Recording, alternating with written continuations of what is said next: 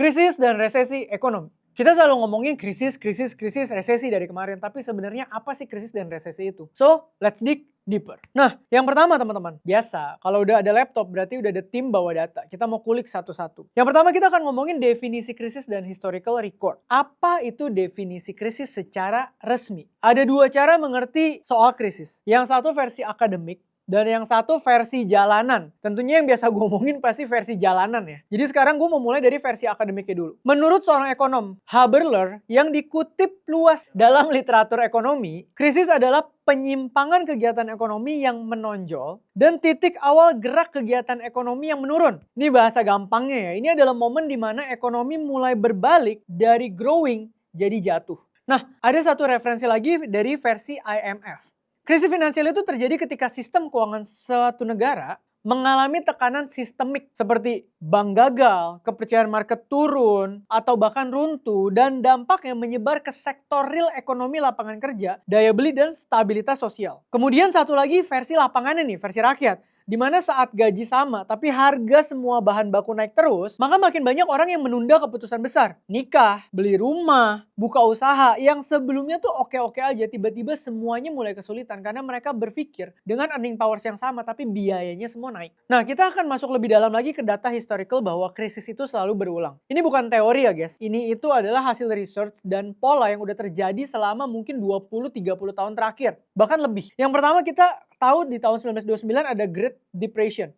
Di mana yang terjadi adalah crash market saham Wall Street yang memicu depresi global selama 10 tahun. Maksudnya apa? Yang terjadi pada saat itu adalah GDP-nya US itu jatuh atau kontraksi 29% sehingga pengangguran mencapai 25%. Jutaan orang kehilangan tabungan seumur hidup mereka dalam hitungan minggu. Nah, lalu disertai dengan krisis yang mungkin kita semua udah sama-sama tahu di tahun 98 ada krisis moneter Indonesia. Rupiah awalnya stabil di 2.500 per USD. Tiba-tiba jatuh ke lebih dari 17.000 per USD di puncak krisis. Inflasinya meledak di atas 70%. GDP Indonesia kontraksi 13,1%. Dan ini penurunan terbesar dalam sejarah Indonesia. Pengangguran penuh dan semi pengangguran ini mencapai 13,7 juta orang di dalam total populasi pada saat itu ya, bukan pada saat ini. Kemudian tahun 2008 mungkin teman-teman juga udah tahu ada global financial crisis dipicu sama bubble property US dan beberapa produk keuangan. Alhasil GDP US itu tuh jatuh 4,3%. Pengangguran naik dari 5 ke 10% dan harga rumah rata-rata turun 30%. S&P 500 anjlok 57% dari Oktober 2007 ke Maret 2009 dan efeknya akhirnya menyebar ke global selama 6 minggu. Dan mungkin yang terakhir teman-teman juga tahu yang kita semua sama-sama rasain di tahun 2020 adalah COVID crash. GDP US jatuh 31,4% dalam satu kuartal.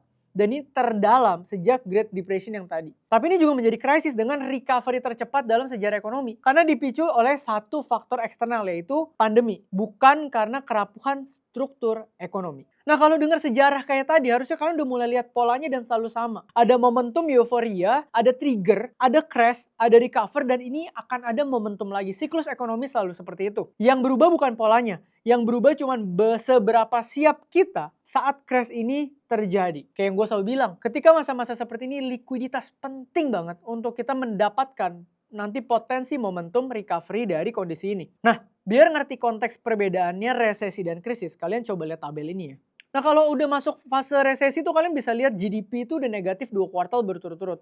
Level berikutnya baru akan terjadi krisis. Gangguan sistemik pada keuangan ekonomi real. Jadi dampaknya udah bener-bener berasa nih. Nah resesi itu durasinya bulan sampai 1 tahun. Kalau krisis itu bertahun-tahun. Nah sisanya teman-teman bisa baca di tabel ini ya. So analogi paling simpel, resesi itu kayak flu. Rasanya tuh nggak enak tapi badan bisa recover sendiri kalau kita banyak istirahat. Nah krisis itu kayak lagi sakit, sorry to say, pneumonia. Ini tuh butuh penanganan serius dan kalau terlambat bisa fatal hasilnya. Resesi itu bisa jadi gerbang masuk ke krisis kalau tidak ditangani dengan benar dan cepat. Nah, lalu kita dig deeper lagi ya, kita masuk ke yang kedua nih. Pendapat para ahli soal krisis. Yang pertama, Nouriel Roubini atau Dr. Doom. Ini adalah seorang ekonom yang dengan tepat memprediksi krisis finansial 2008 saat semua orang masih optimis dengan satu prinsip konsisten. All financial crises are predictable events with common elements and causes. Artinya, krisis itu bukan bencana alam yang dadakan, tapi dia tuh selalu punya DNA dan pola yang sama yang gejalanya tuh ada dari data-data ekonomi. Roubini ini mengidentifikasi 5 penyebab yang hampir selalu muncul pada setiap krisis besar. Pertama, Adanya aset bubble. Harga suatu aset tuh melonjak jauh di atas value-nya dan akhirnya meledak. Entah properti, saham, kripto. Yang kedua, leverage berlebihan. Terlalu banyak hutang di dalam sistem. Ketiga, misalignment regulasi. Aturan yang nggak bisa keep up sama kecepatan inovasi finansial dunia. Keempat adalah shock eksternal. Ya kayak kemarin kalian udah lihat ya, ada oil crisis, perang, pandemi, itu eksternal. Dan yang kelima adalah loss of confidence. Kepercayaan masyarakat atau kepercayaan diri para investor, ekonom semuanya runtuh. Jadi efek dominonya ini nggak bisa di stop. Lalu kita lihat lagi dari yang kedua, Carmen Reinhardt dan Kenneth Rogoff. Dua ekonom ini terkenal di Harvard nulis This Time is Different. Buku ini menganalisis 800 tahun krisis finansial dari 66 negara. Temuan utamanya nih, yang pertama, setiap krisis itu selalu diawali dengan keyakinan bahwa ini beda nih, ini nggak bakal krisis. Kondisi ini tuh agak beda sama pola lama, padahal data-datanya udah checklist semua. Dan kebanyakan itu salah. Ada lagi kutipan yang paling relevan di tahun 1940-an sampai akhir 1970-an. Ini adalah satu-satunya episode stabilitas perbankan global dalam 200 tahun terakhir. Dan teman-teman tahu nggak? Di periode 1940 sampai 1970 itu satu-satunya masa stabil perbankan global yang tidak ada krisis. Nah, before sama after that, krisis itu selalu berulang sampai sekarang. Sekarang belum krisis ya, cuma maksudnya sampai detik ini polanya terus ada dan terjadi. Nah, mari kita gali lebih dalam lagi. Kondisi seperti apa atau kapan sebuah negara ini dinyatakan dia krisis atau krisis gitu ya. Nah, ini jarang dibahas dan ini paling penting supaya kita bisa pahami sebagai warga negara. Ada 3 indikator teknis yang dipakai sama ekonom dan lembaga internasional untuk menentukan sebuah negara tuh lagi krisis atau enggak. Yang pertama adalah kontraksi GDP atau GDP turun 2 kuartal berturut-turut. Itu yang tadi kita masukin di checklist resesi. Nah, ini adalah threshold paling dasar. Kalau udah lebih dalam atau nambah lagi 1 kuartal atau lebih luas dari ini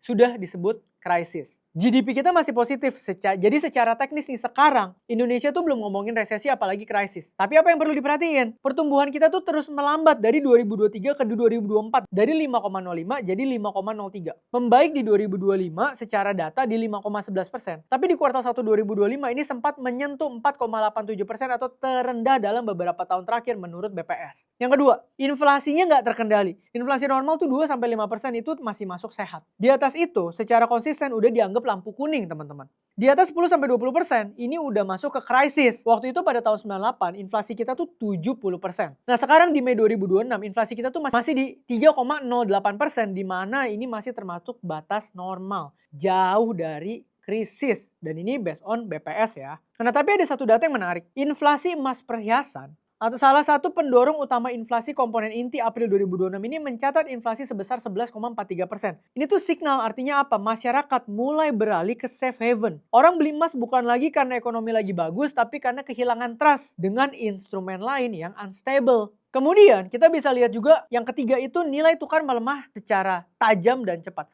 Bukan soal angkanya ya, tapi kecepatan perubahannya. Rupiah melemah 5% dalam setahun itu beda dengan melemah 50% dalam 3 bulan. Nah, dalam 5 bulan Januari sampai Juni 2026, rupiah tuh melemah lebih dari 7,5% year to date. Bikin negara jadi mata uang dengan kinerja terburuk, sorry to say, di Asia sepanjang 2026. Rupiah kemarin bahkan sempat nyentuh 18.150 per USD di awal Juni. Rekor terendah sepanjang sejarah biarpun sekarang udah cukup membaik ya ke 17.900 atau 17.800-an. Nah tapi dampaknya udah kerasa. By the way ini kita syuting di 10 Juni di mana per USD-nya itu udah di 17.935 rupiah. Dampaknya itu udah kerasa di mana BI ini udah naikin suku bunga acuan 50 basis poin di bulan Mei 2026 jadi 5,25% dan ini kenaikan pertama sejak 2022. Dan kepemilikan asing atas obligasi pemerintah itu turun ke terendah hampir 20 tahun per 2 Juni 2026. Artinya trust dari asing lagi cabut dan modal asing semuanya lagi capital outflow. Ini yang menyebabkan kita terasa minus di mana-mana teman-teman.